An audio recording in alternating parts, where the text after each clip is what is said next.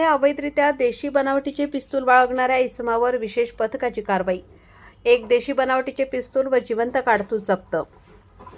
दिनांक 23 डिसेंबर 2025 रोजी पोलीस अधीक्षक नाशिक ग्रामीण यांच्या विशेष पथकातील अधिकारी व अंमलदार असे अवैध व्यवसायावर कारवाई करण्यासाठी गस्त घालत असताना मिळालेल्या गुप्त बातमीनुसार त्र्यंबकेश्वर पोलीस ठाण्याच्या हद्दीत पेगलवाडी फाटा येथे रोडवर अवैधरित्या घातक अग्निशस्त्रे बाळगून काहीतरी गुन्हा करण्याच्या उद्देशाने फिरत असल्याची बातमी मिळाली।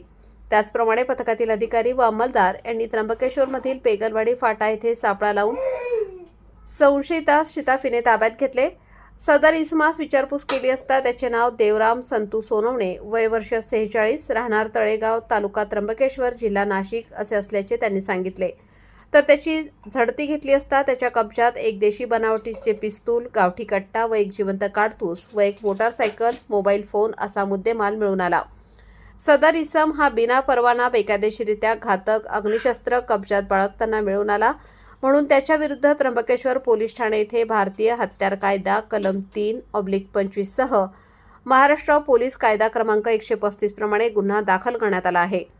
तर ही कारवाई नाशिक ग्रामीण जिल्हा पोलीस अधीक्षक बाळासाहेब पाटील व अप्पर पोलीस अधीक्षक नाशिक ग्रामीण आदित्य मिरखेलकर यांच्या मार्गदर्शनाखाली व सूचनेप्रमाणे स्थानिक गुन्हे शाखेचे पोलीस निरीक्षक रवींद्र मगर व विशेष पथकातील सहाय्यक पोलीस निरीक्षक श्रीकांत पाटील, पोलीस उपनिरीक्षक शैलेश पाटील, पोलीस उपनिरीक्षक शांताराम नाठे, पोलीस हवालदार जालिंदर खराटे, सुशांत मरकड, भाऊ झाडे, शंकर साबळे, सुनील बर्वे तसेच तांत्रिक विश्लेषण विभाग नाशिक ग्रामीण विभागाचे हेमंत गिलबिले, प्रदीप बहिरम, नितीन गांगुर्डे यांच्या पथकाने सदरची कारवाई केली आहे।